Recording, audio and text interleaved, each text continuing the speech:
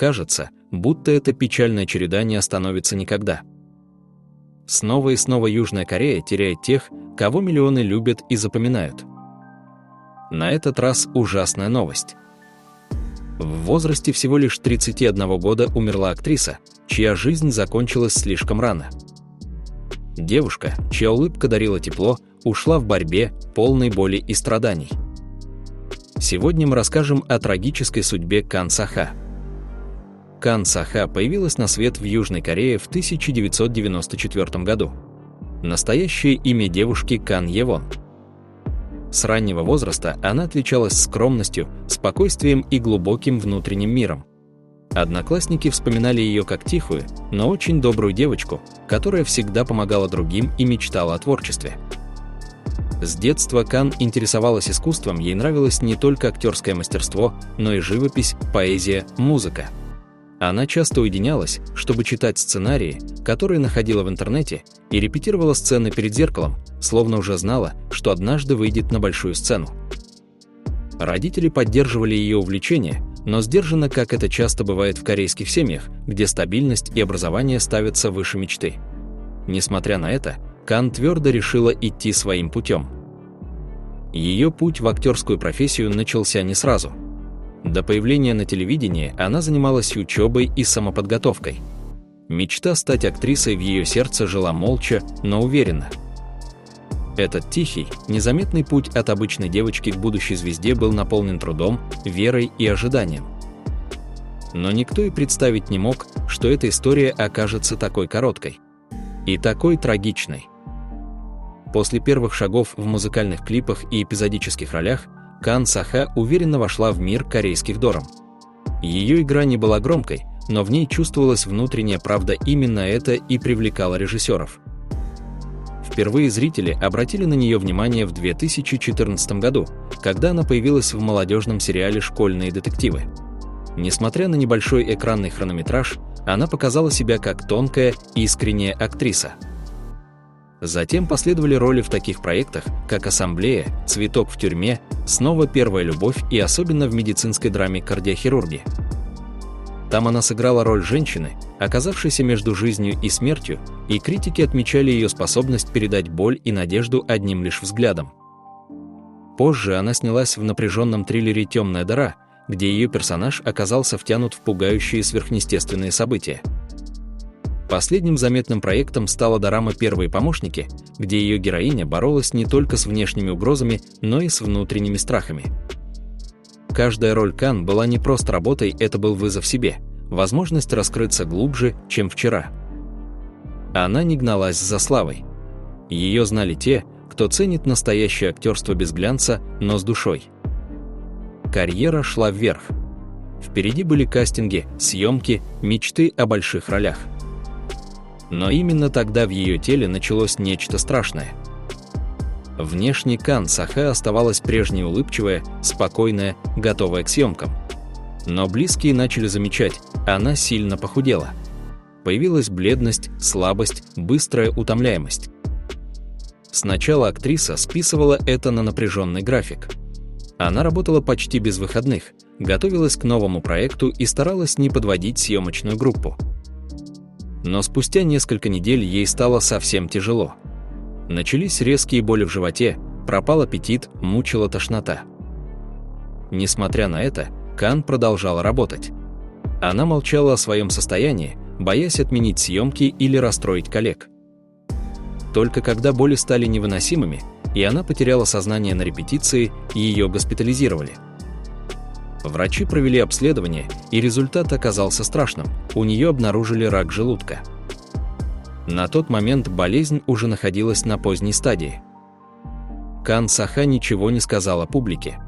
Даже фанаты не догадывались, что происходит с их любимой актрисой. Она выбрала молчание. Она не хотела, чтобы ее жалели. Ее единственным желанием было дожить до выхода фильма, над которым она работала. Но боль становилась все сильнее.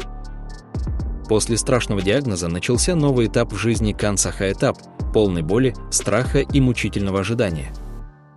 Рак желудка – болезнь коварная. Особенно на поздней стадии.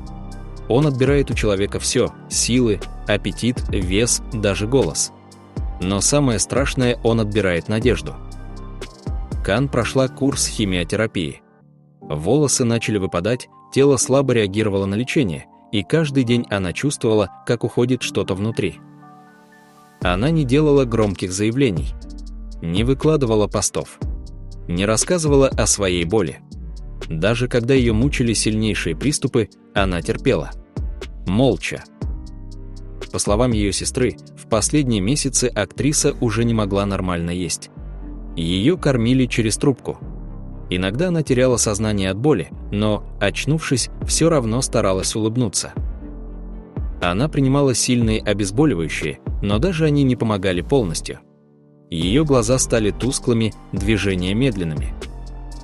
Но каждый день она просыпалась и говорила себе: нужно еще немного потерпеть. Кан мечтала увидеть премьеру фильма, который она успела доснять. Это была ее последняя работа. Она хотела, чтобы люди запомнили ее не больной, а сильной. Актрисой, которая боролась до конца. Она не сдавалась. Даже тогда, когда организм уже медленно угасал. Последние месяцы жизни Кан Саха провела почти полностью в больнице. Все тело было измождено. Вес стремительно уходил. Она почти не могла ходить, двигалась с трудом, обессиленная и бледная. Пищеварительная система уже не справлялась, даже глоток воды вызывал боль. Ее кормили внутривенно. Голос стал еле слышен. Врачи делали все возможное, но организм больше не отвечал на лечение. Метастазы распространились. Обезболивающее стало ее постоянным спутником. Без него невозможно было заснуть. Но даже с ним она часто плакала от боли тихо, чтобы никто не слышал. Сестра, которая ухаживала за ней до конца, рассказывала. Она лежала с закрытыми глазами и шептала: «Не плачь, я не хочу, чтобы ты плакала». Но внутри она чувствовала, что приближается конец. И все равно продолжала мечтать дожить до лета. Увидеть, как фильм выходит на экран. В те дни она почти не говорила. Только смотрела в окно. Долго. Будто прощалась. Один из последних ее жестов, она с трудом взяла в руки сценарий фильма и погладила его, как будто это было прощание с мечтой. На рассвете 13 июля ее сердце остановилось. Тихо. Без шума. Она ушла. Когда новость о смерти Кан Саха появилась в корейских СМИ, многие сначала не поверили. Молодая, красивая, талантливая. Ей было всего 31. Но это была правда. Она ушла навсегда. Прощание прошло 16 июля в 8-й капелле при больнице Сеульского католического университета. Там было немного людей. Все прошло скромно, по-семейному. Без вспышек камер, без репортеров, без громких слов. Ее тело было перевезено на родину в провинцию Кёнсан-Намдо, в город Хаман, где она родилась. Там она и была похоронена. Рядом с ней была семья, особенно сестра, которая до последнего не отпускала ее руки. Именно она опубликовала самые трогательные слова, которые растрогали всю страну. «Даже когда ты месяцами ничего не ела, ты заставляла меня пообедать. Ты не хотела, чтобы кто-то страдал рядом с тобой. Ты была моим ангелом». Улетела так рано. Коллеги по съемкам, актеры, режиссеры, ее поклонники все писали одно и то же. Она была светом. Тихим, но настоящим. Ее Инстаграм, который до этого был почти пуст, наполнился сообщениями от людей, которые и не знали, через что она прошла. Но теперь они знали.